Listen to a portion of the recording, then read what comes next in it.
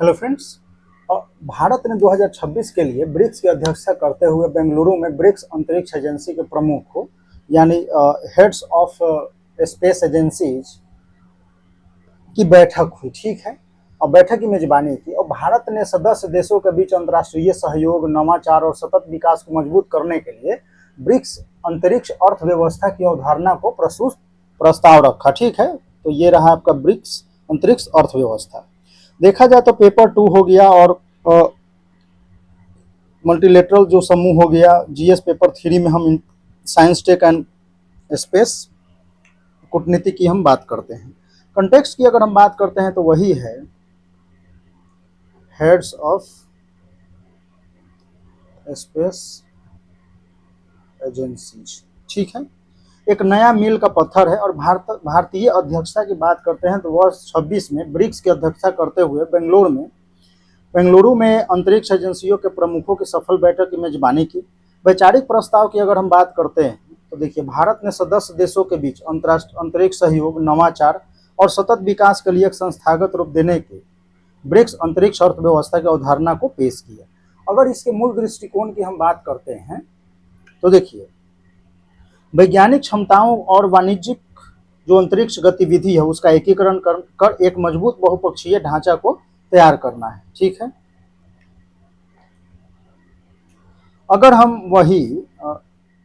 वहीं अगर हम ब्रिक्स स्पेस की अगर बात करते हैं, इसकी अवधारणा और मूल उद्देश्य की, तो देखिए, अगर देखा जाए तो ये क्या है, एक कोलैबोरेटिव जो है फ्रेमवर्क है, सहयोगात्मक ढांचा है प्रस्तावित, भारत द्वारा प्रस्तावित एक सहयोगात्मक ढांचा है जिसका उद्देश्य जो होगा वो अंतरिक्ष प्रौद्योगिकी, उपग्रह अनुप्रयोग, नवाचार, वाणिज्यिक अंतरिक्ष गतिविधि, कमर्शियल स्पेस एक्टिविटीज में ब्रिक्स देशों के बीच जो है गहन जुड़ाव सुनिश्चित करना है। ठीक है, ये है उद्देश्य की अगर हम बात करते हैं तो लचीली अर्थव्यवस्था में वैज्ञानिक सहयोग, संयुक्त नवाचार के माध्यम से समावेशी और आत्मनिर्भर वैश्विक ढांचा बनाना है। वैश्विक चुनौतियों और समाधान की बात करते हैं तो देखिए, यहाँ वैश्विक चुनौतियों समाधान तो जलवायु परिवर्तन, आपदा प्रबंधन, खाद्य सुरक्षा, सतत विकास के लिए अंतरिक्ष परिसंपत्तियों का उपयोग करना।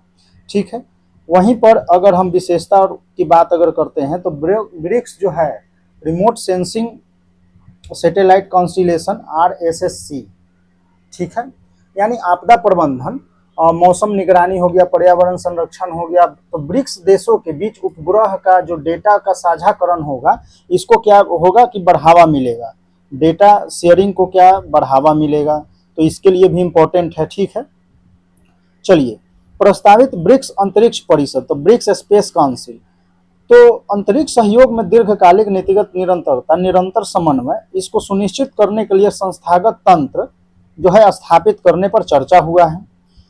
वहीं पर अगर सस्टेनेबिलिटी एंड प्राइवेट सेक्टर की बात हम करते हैं तो अंतरिक्ष स्थिरता और न्यू स्पेस, अंतरिक्ष स्थिरता, सदस्य देशों के बीच मलबे से मुक्त मिशनों आप बोल सकते हैं, और जिम्मेदार अंतरिक्ष संचालन हो गया, बाह्य अंतरिक्ष में सतत इन सब प्रयोगों पे क्या जोर दिया गया है, और मलबे से मुक्त यानी डेब्रिज फ्री मिशन है, जिम्मेदार अंतरिक्ष संचालन, रिस्पॉन्सिबल स्पेस ऑपरेशन के मानक तय किए जाएंगे। निजी क्षेत्र और स्टार्टअप की भागीदारी को बढ़ाना है इसमें, तो न्यू स्पेस और निजी भागीदारी का प्रचार प्रसार इसमें बढ़ेगा। यह पहल ब्रिक्स देशों के स्टार्टअप, देखा जाए तो स्टार्टअप हो गया, निजी उद्योग जो हो जाएंगे, वैज्ञानिक हो जाएंगे, और जो इनोवेशन करने वाले जो हैं उनके बीच वाणिज्यिक सहयोग और टेक्निकल ट्रांसफर को प्रोत्साहित किया जाएगा, टेक्निक ट्रांसफर जो भी है। वहीं पर अगर रणनीतिक और वैश्विक महत्व की हम बात करते हैं तो औद्योगिक और बाजार क्षमता, ब्रिक्स के पास जो है विशाल वैज्ञानिक कार्यबल है, औद्योगिक शक्ति है, दुनिया का सबसे बड़ा बाजार का आकार भी है। सहयोग हेतु अगर उन्हें देखा जाए तो वैश्विक अंतरिक्ष अर्थव्यवस्था में मुख्य ध्रुव बना सकता है। वहीं पे मल्टी सेक्टरल अगर बेनिफिट की बात हम करते हैं तो संयुक्त अंतरिक्ष अनुप्रयोगों का प्रत्यक्ष लाभ सीधे तौर पर नीचे दिए गए क्षेत्रों को मिलेगा। ठीक है, जिसमें है नौवहन है, स्मार्ट कृषि है, टेलीमेडिसिन है, स्वास्थ्य सेवा, सीमा सुरक्षा और पर्यावरणीय स्थिरता है। ठीक है, अगर हम यूपीएससी पर्सपेक्टिव से देखते हैं तो अंतरिक्ष कूटनीति और वैश्विक अभिशासन, स्पेस डिप्लोमेसी। ठीक है, तो देखिए, अंतरिक्ष का लोकतांत्रिकरण होगा और यह पहल जो है अंतरिक्ष क्षेत्र में पश्चिमी देशों के प्रभुत्व वेस्टर्न हेजीमनी को के विपरीत एक ग्लोबल साउथ के देशों को तकनीक के समान अवसर प्रदान करता है। ठीक है। अब वैश्विक शासन की अगर हम बात करते हैं तो बाह्य अंतरिक्ष के सैन्यकरण, वेपनाइजेशन ऑफ आउटर स्पेस को रोकने के और शांतिपूर्ण उपयोग के वैश्विक नियमों को आकार देने के ब्रिक्स एक मजबूत राजनयिक ब्लॉक के रूप में उभर सकता है। ठीक है, तो ये बढ़िया है। वहीं पर अगर हम वे फॉरवर्ड की बात करते हैं तो दीर्घकालिक सफलता के लिए रणनीतिक कदम, तो देखिए स्टैंडर्डाइजेशन है, मानकीकरण है, तो डेटा साझा को सुगम बनाने के लिए उपग्रह प्रणाली और ग्राउंड स्टेशन के बीच तकनीकी मानकों का एक समान हमें बनाना है। फंडिंग पूल की अगर हम बात करते हैं तो ब्रिक्स देशों के बीच new space aerospace startup को बढ़ावा देने के लिए संयुक्त वित्तीय कोष की स्थापना करना है। और टैलेंट एक्सचेंज की अगर हम बात करते हैं तो अंतरिक्ष विज्ञान के क्षेत्र में एकेडमिक सहयोग और संयुक्त अनुसंधान विकास कार्यक्रम को गति देना है। तो देखिए GS2 पेपर के अकॉर्डिंग अगर हम देखा जाए, मतलब प्रासंगिकता अंतर्राष्ट्रीय संबंध में इसका हो जाएगा द्विपक्षीय, बहुपक्षीय, भारतीय हित पर विकासशील विकसित देशों का प्रभाव, साइंस टेक विकास, अनुप्रयोग, स्वदेशीकरण, अंतरिक्ष प्रौद्योगिकी और सामाजिक आर्थिक लाभ, ये सब चीजें हैं। नीति में अगर पॉलिसी में हम बात करते हैं तो अंतरिक्ष कूटनीति हो जाएगा। ठीक है। और बाह्य अंतरिक्ष का वैश्विक शासन, वही अगर हम नीति की बात करते हैं तो नीति में आप लिख सकते हैं अंतरिक्ष कूटनीति हो गया और बाह्य अंतरिक्ष का वैश्विक शासन।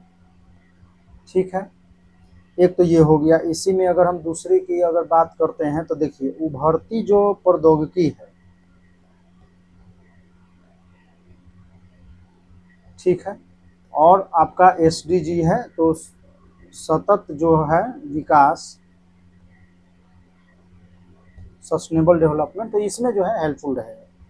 तो ये है। और इम्पोर्टेंट इसमें अगर क्वेश्चन आप देख लेते हैं तो देखिए मुख्य परीक्षा के हेतु क्वेश्चन है, भारत द्वारा प्रस्तावित ब्रिक्स अंतरिक्ष अर्थव्यवस्था जो है कि अवधारणा न केवल सदस्य देशों के बीच तकनीकी सहयोग को मजबूत करती है बल्कि अंतरिक्ष कूटनीति में ग्लोबल साउथ के हितों को भी रेखांकित करती है। तो इसका समालोचनात्मक विश्लेषण हमें करना है। 250 शब्द है, 15 मार्क्स का है। ठीक है। और समय अगर देखा जाए तो 8 मिनट से आपको 10 मिनट में आपको करना है। ठीक है, 10। चलिए इस क्वेश्चन को आप करें और बताएं कैसा है। और देखिए ये सब जो भी करंट अफेयर्स है इस पे हम लोग डिस्कशन जो है MCQ है बीच बीच में करते रहेंगे। ओके।